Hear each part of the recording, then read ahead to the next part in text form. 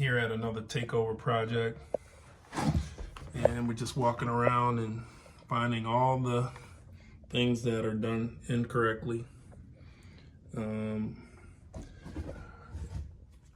This should be attached to the base, and then this liner, this piece comes off, and the liner should go in between the drain, so that any water that comes off the membrane would always weep into to the drain.